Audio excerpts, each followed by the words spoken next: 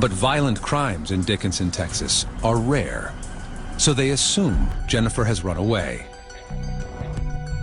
With each moment, their concern grows.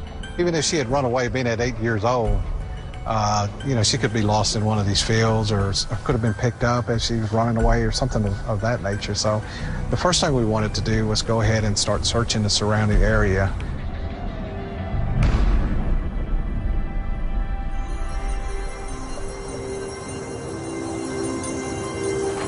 Later that day, 9-year-old Cruz Nunez and his friends start a game of tag. Be careful, guys.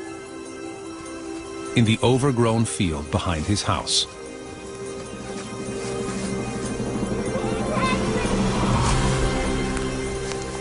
I remember the grass was at least my height.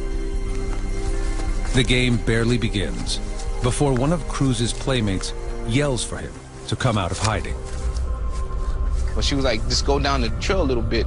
And I said, for what? And she kept pushing me, and I was telling her, you know, what is it? Is it a snake or a dog or something? Because I don't want to get bit by it. Reluctantly, Cruz follows the trail a few more steps. It started to curve a little bit, the trail did. When it curved, that's when I seen her.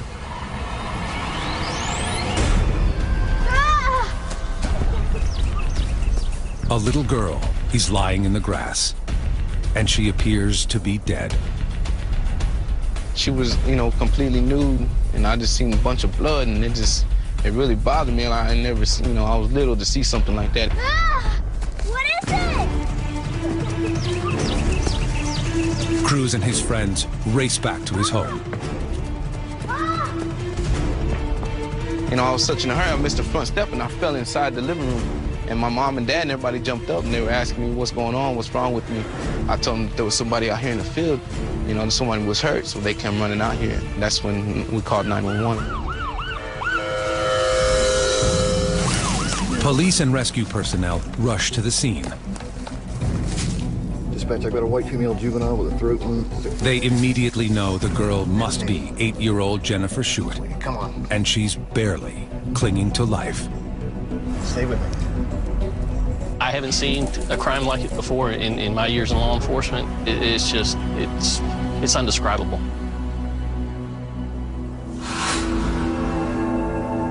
Jennifer is airlifted to a hospital in Galveston. There, doctors determine she has been raped. And there's more. Her throat has been sliced from ear to ear, severing her vocal cords. I was able to see the photographs from when she was in the hospital. The photographs that I saw depicted to me a young female that was deceased, and that's the way she looked to me.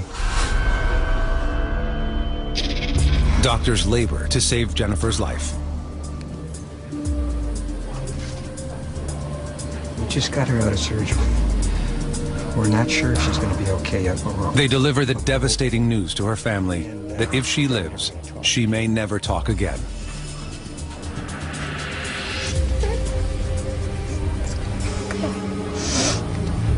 Jennifer has been silenced, leaving authorities helpless. They had a victim who was alive, but they couldn't communicate with her. They couldn't get information from her as to what had taken place.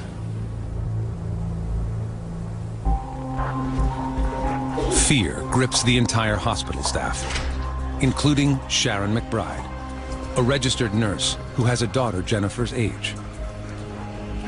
It was terrifying to think that something like this, you know, could happen to my own daughter. Nurse McBride encourages Jennifer to fight for her life and to somehow communicate to police who has done this to her. I was just reassuring her and telling her how brave she was. You have to wake up. She needed, if she could, to try and do anything she could to help the police to find who did this, so that, you know, for one, he couldn't hurt her again and couldn't hurt anybody else again. Knowing a depraved criminal is on the loose, Dickinson police don't take any chances. They station an armed officer outside Jennifer's room.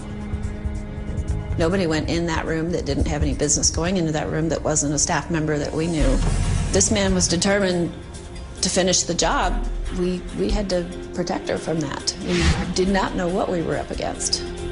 Authorities prepare for the worst, in case the predator comes back for Jennifer or another child. Well, this is need-driven behavior, and he has sexual fantasy that goes beyond what we could even understand. We were very concerned. Matter of fact, this was just something unheard of. You really get uneasy about it. You know, is he going to strike again?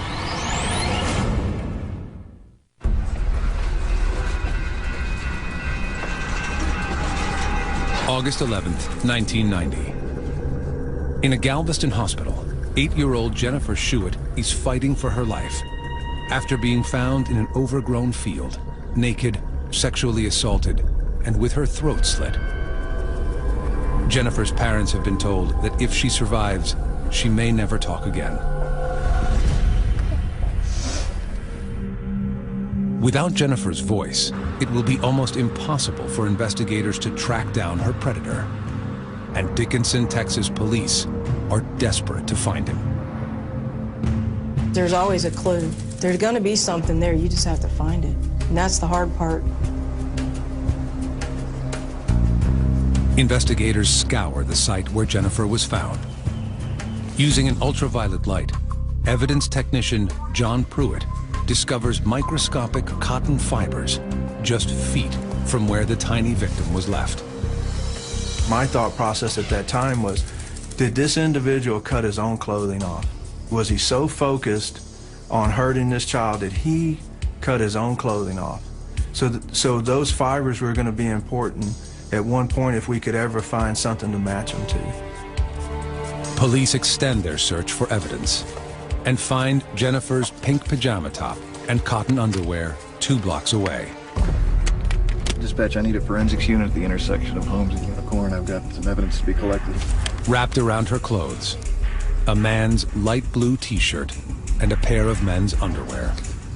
Finding that kind of evidence today would have been like, you know, the old cliche, finding the smoking gun.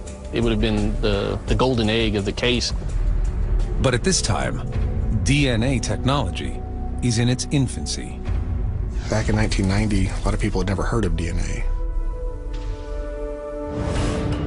Dickinson PD sends the clothes to the country's leading DNA experts.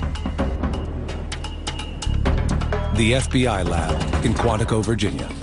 The FBI laboratory had been doing DNA testing for 2 years at that time, and you needed a pretty good sized body fluid stain, either a blood stain or a semen stain about the size of a quarter.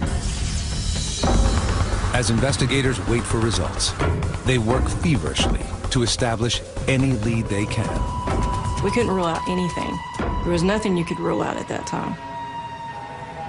Everything was ruled in. To their amazement, they get an unexpected break.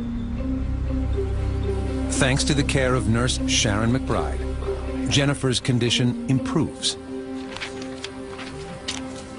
As she gains strength, the child seems anxious to communicate. We finally got her some paper and pen, and she started writing things that way. Nurse McBride and Dickinson police encourage Jennifer to work with a sketch artist. Which one of these would you say would be closest? Can you remember what his face looked like?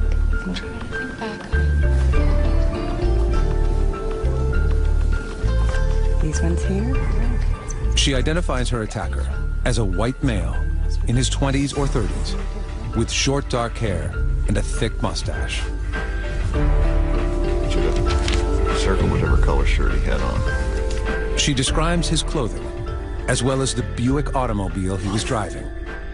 And she writes, the man told her his name, Dennis.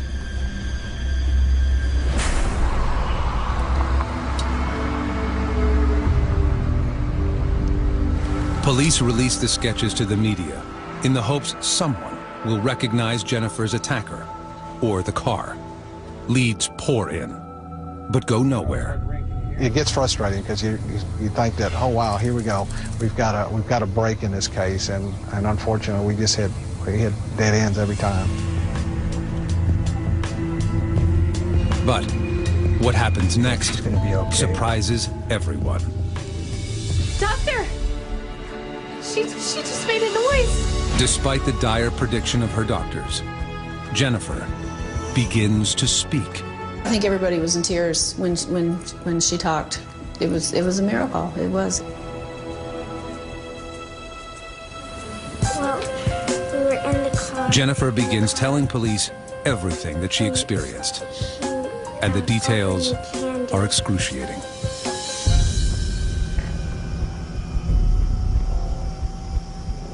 My mother and I went to bed together, like usual, our nightly routine. Sweet dreams.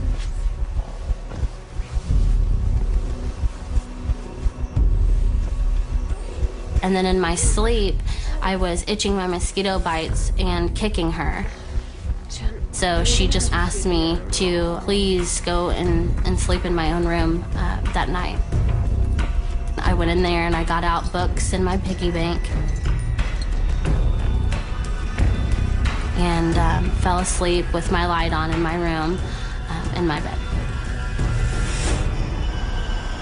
Around 2:30 a.m., in the dark of night, the unspeakable happened.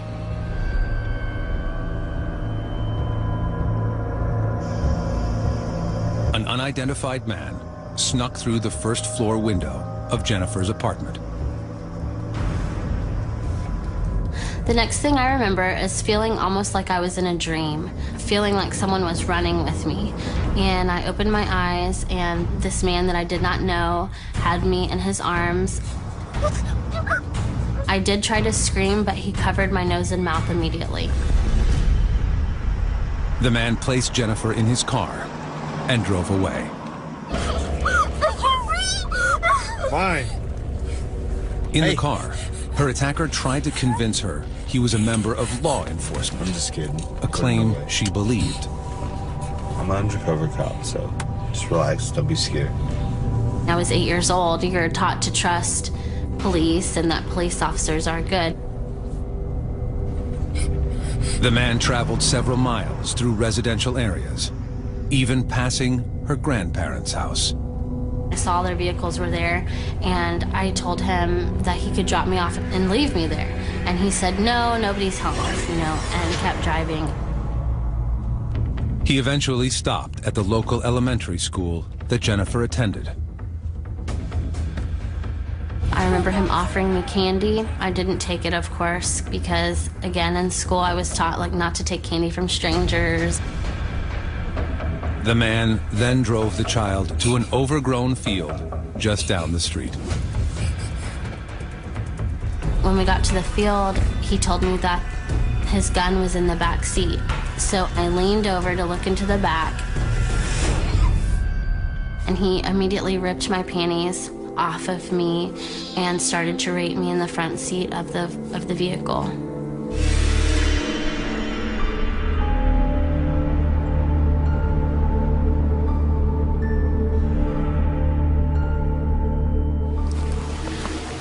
Jennifer blacked out and awoke to find she was being dragged by her ankles through the field. He had stopped dragging me. I had my eyes open and immediately shut them and played dead. And he dropped my legs and left me in a fire ant pile. And then he just left. Jennifer struggled to call for help, but found she could not move or even scream. Every time I would try to even lift my head, I didn't have the ability to.